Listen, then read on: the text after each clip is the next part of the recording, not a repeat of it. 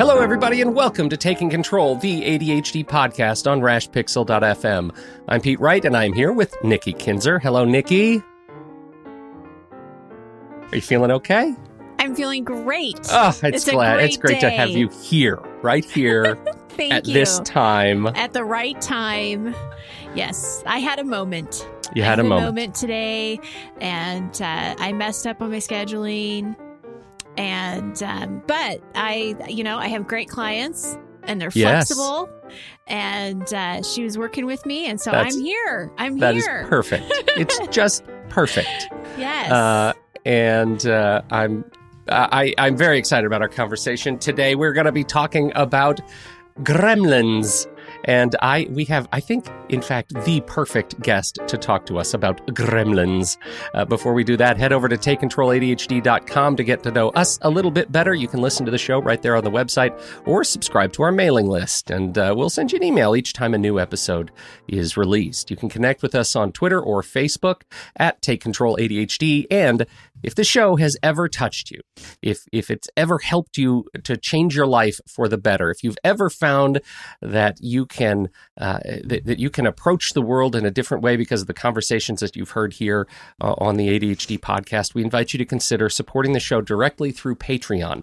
Patreon is listener-supported podcasting. With just a few dollars a month, you can help to guarantee that we continue to grow the show, to add new features, and invest more heavily in our community. Visit patreon.com/the ADHD to learn more. Thanks for your support. Jane Massengill has been coaching adults with ADHD for the past 20 years, helping them to learn to put the brakes on their internal chatter long enough so that they can begin to experience their bright spots instead of focusing on their dark spots. She's the director of the aptly named Gremlin-Taming Institute and speaks to audiences of all kinds on the benefits of learning how to listen to yourself. As a clinical social worker and master certified coach, we are thrilled to have her on the show today to talk about taming our gremlins. Jane, welcome to the ADHD podcast. Good morning. Good morning. Thank you for having me. I'm excited to be here. Thank you. Now, Jane, you are a wonderful person for joining us here. You and I have never met in person, but we have had technical conversations this morning. But you and Nikki, you guys, did you just meet at the conference? Is that how you came across one another? Years ago, we met each other at the last 2017 ADHD conference. At least that was my first recollection. Yes, yeah. And I actually took one of the sessions that she led prior to that, but I didn't actually go and introduce myself. I was shy, but I did buy the book. After her session, I did buy the book, Taming Your Gremlins. And then I think I actually, at that point in 2017, introduced myself. I came up, I did one of her sessions again and introduced myself. And that's when we met. And then we saw each other at this last chat conference and had a great conversation. I was like, I want you on the show. Well, yeah, we should say, if you guys have known each other for that long, then it's about time. Yeah. It's about time. It's about That's time. Right. And her message is perfect. It's so right on and so important for our listeners to hear. So outstanding. Well, let's talk about that. Nikki, how did this hit you? How did this conversation hit your calendar? Well, in particular, I would say that it's the exercises, Jane, that you did in the different sessions that we had, and so her sessions are very audience, they participate, right? So you practice what she's teaching, and it's a lot about mindfulness and really paying attention to what's around you. And one of the things that I specifically remember in the session in 2017 is you had us look around the room. You just had to take a second to look around the room and notice stuff. And I remember noticing a telephone on the wall and how weird that was. There was a phone on the wall. But, you wouldn't have noticed that unless you were really taking the time to really pay attention. And she talks, and she will today talk a lot about that internal dialogue that we have with ourselves. And as we know, so many ADDers have negative internal dialogues. They really beat themselves up. And so if we can shed some light to make that be different and look more positive, then, I think that's a really good thing to do. Well, and as somebody who trucks with ADHD myself, this is an element of constant practice, right? I mean, it's something that you just have to constantly be with. And sometimes I find that the noise in my head, the chatter in my head is so loud, I don't even know that it's negative. Right. I couldn't even tell you if there was an emotional component to it, knowing that it is. It's just invisible. It's just like busy. And that can be, that can certainly hurt my worldview. So I'm thrilled that you are here, Jane, to lead us through some of these things. Where would you like to start? First of all, thanks so much for having me. I'm excited to be here, excited to be sharing some stories and information with you guys. It's so true, Pete, what you just said is sometimes that inner conversation, that dialogue is so insidious that we don't even know that it's there. Yeah. And I think what excites me so much is really learning some solid techniques and having some solid tools to practice myself and to be able to share with other people, so that you can do something about when that first of all, even notice that conversation is showing up in the first place. It's interesting. I've been doing some work recently and just trying to get some clarity. First of all, I have ADHD, and so do those of us that have ADHD, do we really have this voice more than other people do? Or is it just something that everybody has, and we just happen to be I just happen to be talking about it, or we just happen to be talking about it and that's noticing fascinating. it. Yeah. And so I started getting really curious, and I went back and started thinking about my past career. So I've actually been I've been curious about for truly most of my life. I've just been curious about why do some people struggle and other people don't? Because we've all been given this amazing gift of this life. We've all equally been given this life, and yet there are some people that have certain biological issues that struggle more with those issues, and other people who completely succeed despite their biology. That just kind of fascinates me. It got me pretty curious. Why do some people with ADHD struggle with a lot of their daily challenges? And other people started researching a lot of famous people with ADHD. Why do people like Jim Carrey, Michael Phelps, how do they push through their challenges? They've both come out with speaking openly about having ADHD, as well as many others. But what makes them different? And how can we learn from that? And I propose that it has something to do with what you say to yourself and the words that you use and these inner conversations that are going on inside of us. That is fascinating. I just have to step back because of you bring up two names that are close to me culturally, right? Jim Carrey and Michael Phelps. Based on their own performance, I look at them as very serious and sort of cognitively adept people, cognitively aware. When you look at Michael Phelps and he's got the headphones on and he's planning, I mean, he is in his zone, and that is a zone in which I think many ADHDers don't often find themselves. Yeah, or maybe don't even know how to get there. Yeah, sometimes. Right. Yeah, and I would also propose that it's because we've tattooed ourselves, we've conditioned ourselves to believe that maybe it's not even our gig, maybe it's not even possible, maybe we can't because we have ADHD, so. I want to challenge that, actually, because there's no doubt in my mind. I've had so many experiences of watching people who've struggled with and without ADHD, and some thrive and some don't.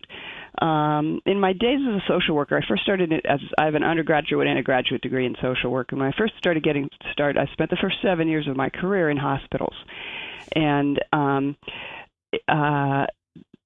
lot of people had really varied circumstances going on then. A few cases. I had worked with I've worked with so many people, but a 41-year-old woman who had 2 small children, and she was literally in her last year of life with melanoma. I had a father that I worked with who was grieving his, this is killer, 3-year-old son who he backed over and crushed with his backhoe. I had a 13-year-old. Yeah, that's supposed to be off. Sorry. A 13-year-old who was pregnant for a second time, and both of those children were fathered by relatives. Just horrific life circumstances. And yet, and maybe it was the short-term nature of the work that I did with these, because I was working in a hospital setting, so I didn't hear about the inner conversations that were going on. But what I witnessed is that they stayed so strong in the moment, rather than focus on beating themselves up for being in the moment in the first place. So they really stayed present, rather than bringing the past in terms of being able to handle this situation that was going on right now. Their focus was more on, like, what do I need to do right now? And let me forget about everything that ever got me here if I'm going to be able to manage what's going on right here. Because when you start bringing in all that stuff about what's happened in the past and how you got here, you don't have the wherewithal, you don't have the gifts to access that you already have inside of you to deal with what's going on in the moment. I have an incredibly difficult time comparing any of my baggage and voices in history to some of the experiences that you just described. Mm-hmm. Right. Well, and yet, at the same point, some of the things that we get into with having ADHD, like one of my most painful coaching clients was an older gentleman with ADHD, and he really struggled with his finances and lost most of the money that he ever made, and was so ashamed of that he ended up taking his own life. He had definitely had ADHD.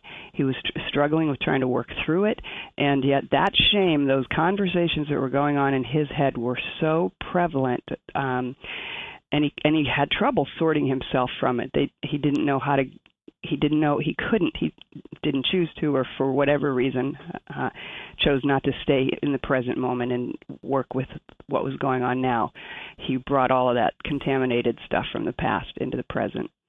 I don't want that to ever happen to anybody, ever. Mm-hmm. And so these little things, Pete, that they feel like sometimes little things in comparison to some of those issues that I just talked about from my early days in social work. And yet it's all those little things that can add up. A life is a life. So regardless of what gets in the way, it's still getting in the way of a life. And we all equally have the responsibility to protect that gift as much as we choose to. Mm-hmm. Power of choice. That's an interesting, and I'm sure, I don't know if you're going to end up talking about that, but I was rereading some of the book yesterday just to kind of, remember what I was learning before and, just kind of catch up. But there were a couple things that really stood out, and the power of choice, but also finding joy inside of yourself. And I'll tell you that I had to reread that paragraph because that was a really interesting concept that, I think we all kind of know, but don't. We kind of expect that other things are going to make us happy. Other things are going to bring us joy. But the example that he used in the book was going out to dinner with his son, and his son was eating these barbecued ribs. And when he got done eating the barbecued ribs, he just had this look of satisfaction, and he was just smiling ear to ear because it was pure joy. Yeah. Just from eating something he really, really liked. Yeah. So I don't know where that came from. But, we lose the joy in the moment. It's that moment. That's really an important point, Nikki, because part of what we're going for when I ask myself, okay, what is it that makes some people survive in difficult circumstances and some people have challenges? Part of it is coming back to that present moment and being able to connect with what's underneath the circumstances and the life's breath that you're given.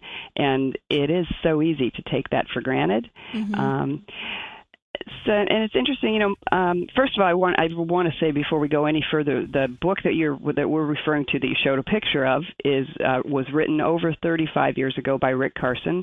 Wow. I know, it's amazing. It was the only book that was ever required when I went through my coach training program 20 years ago. And it's now been written in I think, about 15 different languages, none of which, by the way, I think this always fascinates me for authors, none of which was initiated by the author, by Rick. It's just organically other people that just said, this should be in this language. And it's used all over the world with all sorts of organizations and companies and lots of coaches and therapists and substance abuse programs. So I feel so blessed to have picked up that book and let it guide me in so many ways. And I took Rick seriously when in the back of the book he says, if you have questions, call me. Here's my phone number. And I opened it. That was a great part of being impulsive. I picked up the phone and called him, and he answered. And that from there we have had a great long collegial relationship and a great friendship. And I've just learned so much. I'm so grateful to him for everything. That's great. He's brought to me. Yeah. One phone call changed kind of the direction of where you were going with your coaching as well, I'm sure. So true. Yeah. So true. Yeah. Another phone call that was actually really pivotal in my life was, again, this is kind of where that impulsiveness of your ADHD shows up. When I left hospital social work, I went into psychiatry. We moved from UMass Medical Center over to Fairfield, California. Picked up the phone book in the Yellow Pages because there wasn't an internet at that time. I'm sounding a little older. And called all the psychiatrists. And one new psychiatrist in town interviewed me. He brought me in, and I convinced him to hire me. And turns out that it was Daniel Amen. I don't know if you guys may know Daniel Amen. So we started working together, and it was through his I started doing all these evaluations. This was back in the late 80s, early 90s, when adult ADHD was just being considered as a DSM diagnosis. And it was also at the time when he shortly thereafter, started doing all these brain images. And he asked the whole staff to come in if they wanted to. Come on in, I'll give you brain, I need some brains, is what he said. I need some normal brains, is what he said. So I thought, I don't know if you're going to get normal, but I want to see what my brain looks like. So I went in, and we both looked at my scan together, and he went, I kind of didn't expect this from you. And I said, well, tell me about this. He says, well, your prefrontal cortex isn't working quite like everybody, like the typical brain that I was expecting, because you look like you have it pretty together most of the time.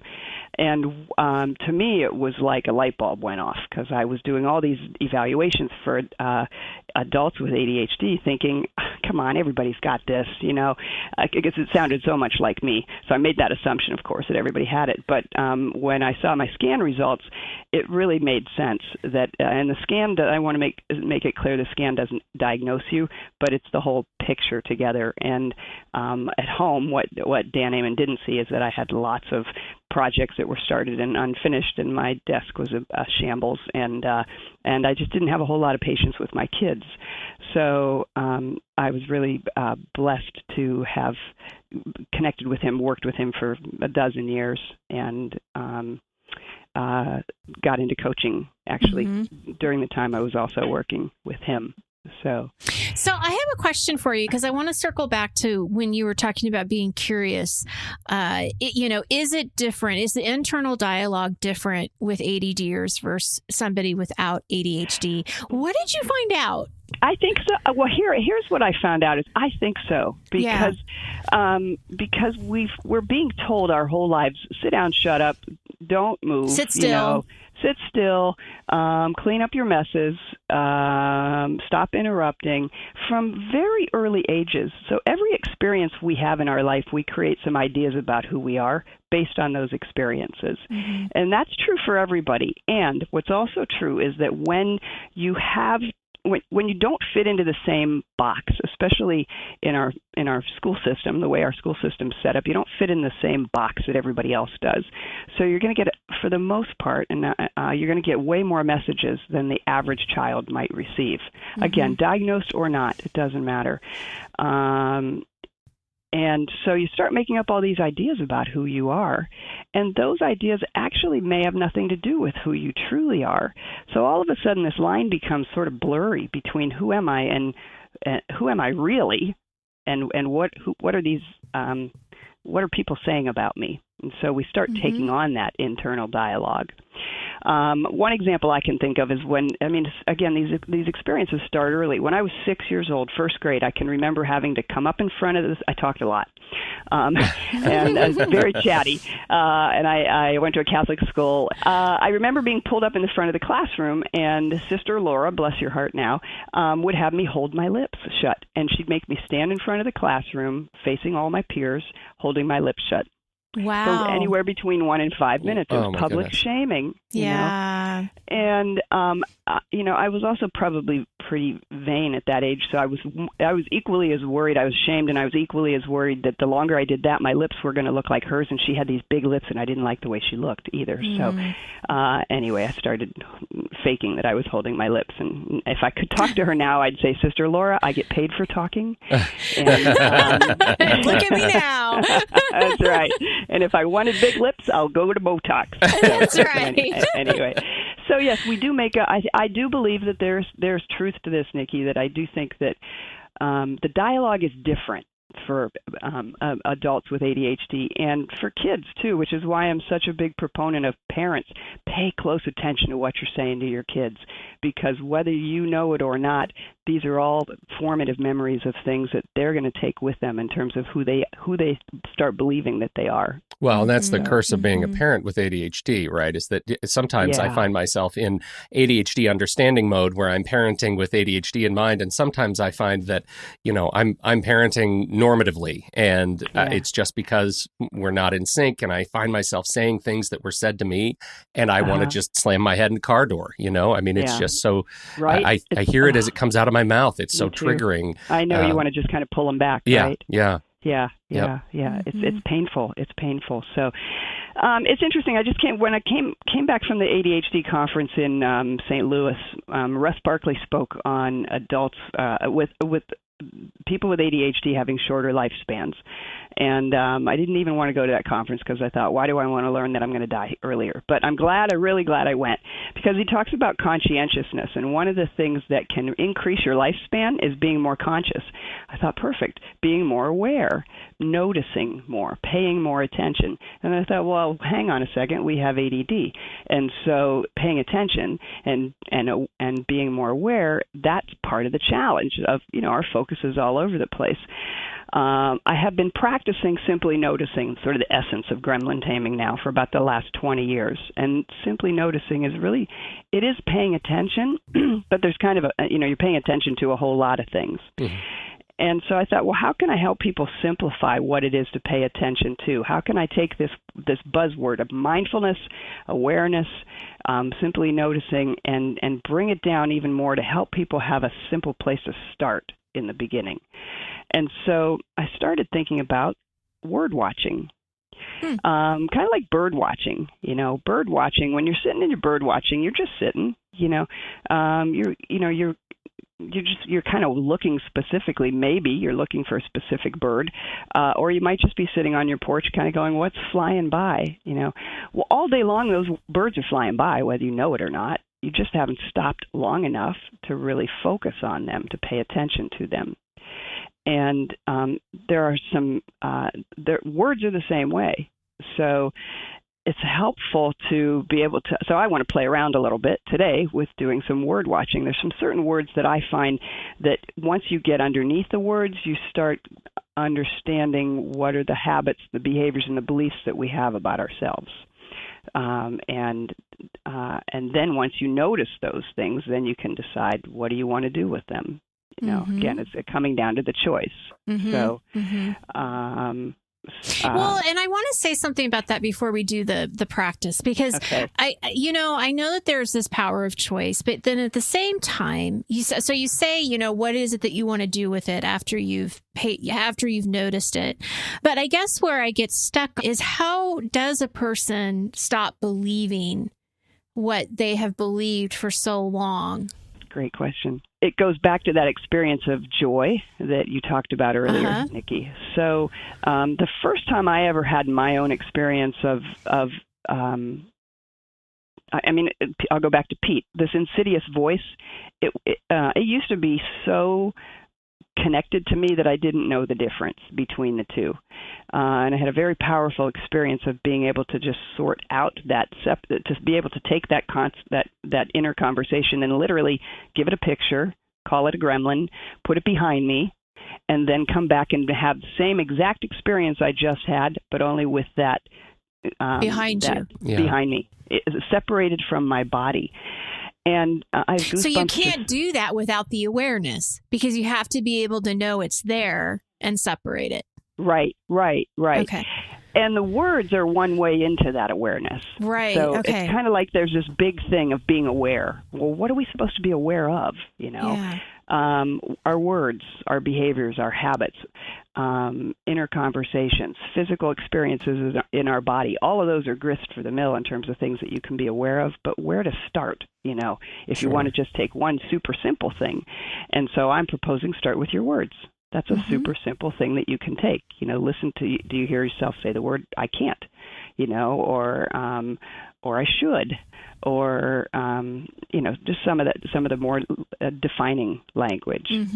So when I experienced myself without the gremlin in my body, I had this, there was such tremendous freedom. I honestly felt like I was just being born again. Like, here I am. Holy crap, there's a me inside of here without all this conversation. That's the fuel. That's the motivation. It's not a decision, because you don't need to cognitively decide that. When you feel joy, when you feel happiness and freedom, you naturally move toward it. You don't have to decide. If you were behind a barbed wire fence and somebody opened it up, and you walk through, you don't have to ask yourself, do I want to go through this today? Let me choose. Let me decide. Right. Heck no, you're taking a run for it. And that's the same thing with that inner freedom. It's already there, but we squish it with all these experiences that we've had based on, being the square peg in a round hole, or whatever that saying is. Which I always get backwards. I know, I do too. That's great. So watch for those words. So those all or nothing words is something that people can start to pay attention to. Can, should, ought to. Yeah, words, and then phrases like, when I was a kid, my cousin would always say, "Oh, Jane, you're such a Jane," when I do something goofy. Oh. Right. And she was goofing around, and yet when I got married, my husband said, "Wow, that's such a put down when you say it to yourself," because I used to just automatically say it. And when I really started thinking about it, what I was saying, what the message underneath that was that I was making up was, "I'm stupid. I'm never going to be good enough. Why bother trying?" And so simply paying attention and noticing those words, that message, then I can decide, do I want to take that right now? Or do I want to put those words behind me, or put them aside, or just choose to not interact with them? It's incredibly powerful. It really is. And I think I've already shared this story on the podcast, so forgive me, listeners, if you're listening to it again. But I think it's important. My daughter was going to a gymnastics meet, and she was in the car, and she was talking about how she was nervous. She said, "I'm really nervous about this." And I had just read something about when you say "I am," whatever comes afterwards is what you're focused on, and it's what, is going to come to you. So I shared that with her, and I said, when you say "I am nervous," then when you go out there, that's what you're going to feel. So what's something else you can say that would be a different result? And so we came up with, "I am brave. I am courageous. I'm strong." Okay. All of these things. And what was so great about it, Jane, is that she didn't make the scores that she needed to, but she came out really proud of herself and really happy about her meet. That's great. That's great. Yeah. So that's great. There's so much power to that. I am are two really powerful words. Again, just listen to the words. Kind of like, okay, there's a bird flying by. There's an I am word. Pay attention to that I am word. I wear a bracelet every day of my life. It says "until now," so that when I catch myself in the middle of an I am statement, and I catch anybody else in them, I will call us all on that, and try those two little words. Until now, I am nervous, or until now, I am not good at something. I never thought of that until now. I love it. Yeah. Until now. That's it brings you back into the moment rather than letting the past contaminate the present. Well, it's a great exercise because I feel like part of the insidious nature of the voices, of the things in our head, is that they are, by their nature, sort of calorically exhausting, right? Like there comes a time where you let the voices in because you're so tired of fighting them all the time. And these, having a mnemonic, having some sort of a reminder, a physical, a tchotchke, or something, your bracelet is it's so beautiful to remind you to just stop. Just stop. We know you're going to have to be reminded to stop. You live with ADHD. Just find something to remind you to stop and say something positive about yourself. Yeah, absolutely. And don't ever stop trying. Don't get so comfortable with your own habits and rituals that don't serve you, because you've been given this incredible life that we all have. I mean, and what you choose to do with it is completely up to you. You know, why not do the best with it you possibly can, regardless of your struggles? Well, this seems like a great entree into an exercise. Do you want to lead us through something practical here? Yeah. So what I'd like all your viewers to do, and listeners, and the two of you also, is come up. I just want you to think back for a moment on a time in your life where and it could be yesterday and it could be 25, 40 years ago, a time in your life when something with your ADD kind of slipped you up, got in your way. It could be an embarrassing moment, a first grade talking too much, might be a deadline that you didn't miss that maybe you got in trouble for, maybe you interrupted somebody, maybe you were late to something, you had to pay a bunch of late fees because you didn't pay some bills on time, or you lost property tax payment check, which was slipped behind my desk. Cost me a lot of money. A time you passed up an opportunity because you didn't think you could handle it. Just think about one of those and write it down. I'm going to ask that you just come up with one and write it down.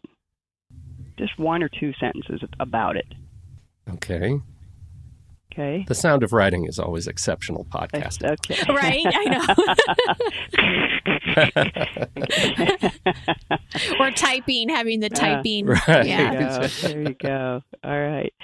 And then I want you to ask yourself, and also write this down, what did you make up about yourself as a result of that incident?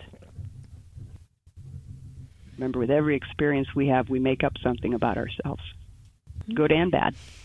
Okay. And then what do you do now or not do now because of that experience? Either a behavior or a belief or habit.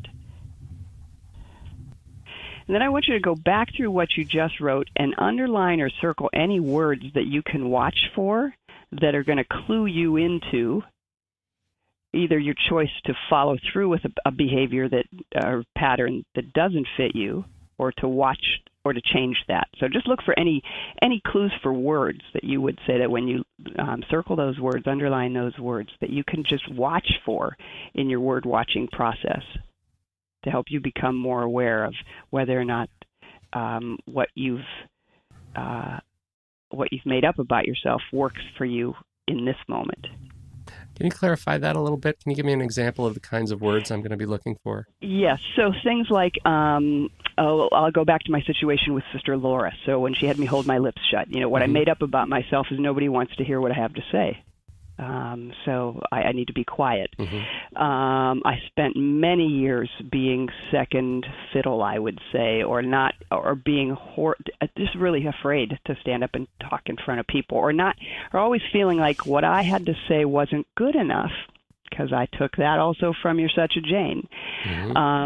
So the words that I pay attention to there are not good enough. Or talking, my voice, you talk too much, I don't have a voice. They may or may not show up specifically in what you physically wrote. They might be underneath that a little bit. Okay. Yep.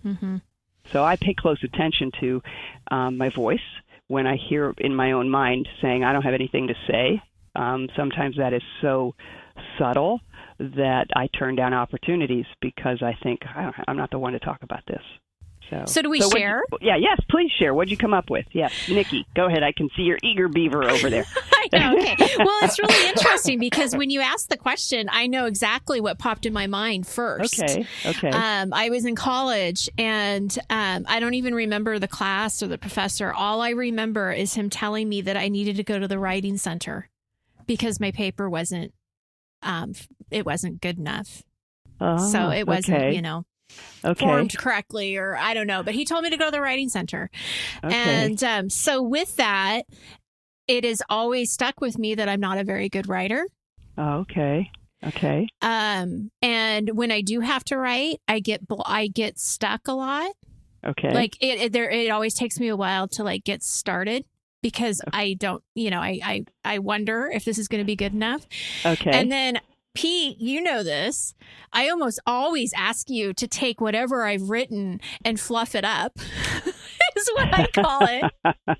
Put a spin on it, edit it. I always ask somebody to edit my stuff. Okay. For the most part, blog posts, not always, but you know what I mean? So it's like, I always kind of think there's this little voice that I'm not a great writer. And then I think in my career, I decided to write less. I do less blogging and do more of have more of a focus on podcasting. Because of that. Because of that old belief. I think it is, in a sense that, I can't necessarily say, it's because it's that professor said that to me, but I think it is that underlying belief that I don't write very well. I'm not going to get my point across. The conversation's not going to go where I want it to go. Yeah. Yeah. Okay. Yeah. Okay. So the things for you to watch for in terms of language are what? Well, I think it's definitely saying that I'm not a good writer. Okay. Right? Because really, I could be a great writer. Yeah. Say that again. Know. Yeah, I could be a great writer, right? Yeah. And I think one of the words that I saw was feeling stuck. I don't have to feel stuck. I should be able to just start writing. Pete, you said this before for other writers. Just write. Doesn't matter what it is. Just start writing. Yeah. And I've thought about that sometimes when I do blog posts, is just start putting the ideas, on the paper and have it form. But I think getting stuck and that I am a good writer are the things that I have to pay attention to. Great. And I guess I want to say one quick thing about that too. You might choose to, you might have a preference actually to speak and to do blogs versus to write. Yeah. That might be a choice that you've decided you want to follow that path instead of writing. Mm-hmm. And that's okay. And at some point, should somebody come along and say, hey, this is a person I know you respect highly, and we need a 2-paragraph something written about this person. Would you be willing to do that? You don't want to ever box yourself in and with a belief that says you can't do something in this very moment that you want to or you need to. Yeah, that's a good point. But if somebody came and asked me to write a book, I'd say no. Because you don't want to, or because you think you can't? I did it, and I hated it. It was so hard. So for people who are authors, I have so much respect for you, because writing a book is so hard. It is really hard. And I know that's a total limiting belief. Yes, it's another concept. Yeah. It is a concept. And I probably need to work through that. So maybe I shouldn't say that if somebody wants me to write a book, I would say no. Episode, yeah. Right. Yeah. So I'm kind of working this out right now as we speak. I have lots of issues around writing. I should probably go to therapy and talk about it some more. Until now. Until now, yeah. Oh, you opened up a can of worms. All right, Pete, we better shift to you before we I feel like we're coming off the rails. No, for me, it was, part of my career is in video production, and I ran into a client who wanted some very specific, heavy graphics intensive work, and that's not a style that I I do a lot of work in. I'm much more of a documentarian, and I don't do a lot of building, sweeping on-screen graphics, things like animations and things, and that's what they wanted. And I found myself in a place where it was just way too easy to delay, to take too long, to put myself in a bad light because I was not fast enough or not good enough to do what they needed to be done. And as a result, I found I just would stay away from clients who were asking for that kind of work. And the sort of, as I started thinking about it and writing about it, I was realizing that, what they were asking for was some inspiration from me as a creative professional. And what I was delivering was uninspired. And that's the word that sort of stuck for me. And I found that's a hard thing. And the truth is, I think if I'm really looking at it practically, if I'm really watching those words in the other projects I've taken on, it's not that I may not be as fast as some others, but I can do the work. It puts me in, it turns my stomach into knots, right? I mean, it's just hard. I think whenever I think of those projects, I go back to that one that still is over my head. Like, I did that badly. I wasn't good enough. I wasn't fast enough. I'm uninspired. Go back to that phrase, I can do the work. Okay. And say that again. Yeah, I can do the work. And notice what that feels like when you say that. Right. Yeah, well, it's appreciably different. I can do the work. Okay. Yeah. Feel that sense of freedom, like that somebody just opened the barbed wire gate for a minute. Yeah. And you just need to stick your foot in it and squeeze through. Yeah. Right. You still might not decide to go that direction, but that experience of, well, I can do this. Yeah. That's the piece. That's that place of joy. Like Nikki, you said, I know I could write. I know I can. Yeah. It's the same thing. You could see it in you when you said it. It was like this bang, that shift of something. Again, you might not choose to necessarily follow through with action that your decision is not necessarily relevant. It's that experience of peace that we're all after on the inside, that sense of freedom. Like, to not tattoo yourself with ideas about who you are is incredibly freeing. Well, it is. It feels like this is what, just writing it down and seeing the words, it's like a retroactive kind of continuity, right? I'm trying to change my experience of history a little bit so that I can experience in a more sort of productive kind of fashion. Great. Really well said. When you bring things into the light, something as simple as watching your words and writing them down. There's something powerful about writing them down versus just saying them. Saying them's great too, but writing them down, I prefer it simply because it comes into black and white or red and blue, and you can then see, okay, what do I want to make up? What have I made up about myself based on these words? And is that what I want to do right now in this breath? Tomorrow you might want to, but we get a redo every single breath. Yeah. We breathe 34,000 times a day. That's a lot of breaths. That's a lot of breaths. That's a lot of breaths. And if you think in every single breath we get a chance to redo, that's a gift. Don't take it lightly. Don't take it lightly. What a wonderful little exercise. Watch your words. Yeah. Watch your words and what's underneath them, and choose what you want to do with that. That is beautiful. So one point that I just want to say that I think was really interesting is, Jane, you said it may not be what you wrote down. It may be underneath that. And I think that's a really good point, because at first we just look at what did we write? What are we looking for? But we got to peel the layer. We have to peel the onion a little bit more to really see what's under there. Yeah. And that's part of separating you from your voice, separating you from the ideas about who you are, is digging a little bit deeper so you can experience what's underneath it. And then you become in touch with the one who's doing that, the observer. That's the power. This is such what a wonderful exercise, Jane. Thank you so much for sharing this with us and running us through it.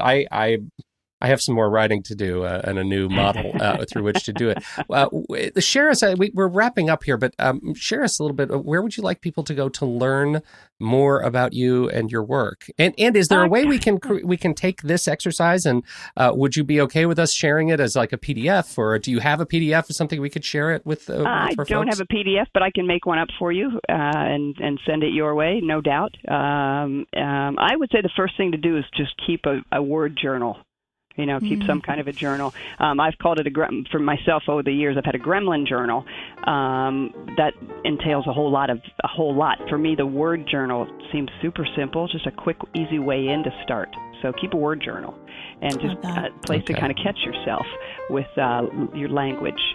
And where would you like people to go to learn more about you and your work? Yeah, thanks for asking. Come to my website, janemassengill.com. Well, that's easy. Simple. Way to find me. Yep. janemassengill.com. I'm on Facebook. Also, I have a business page, Jane Massengill.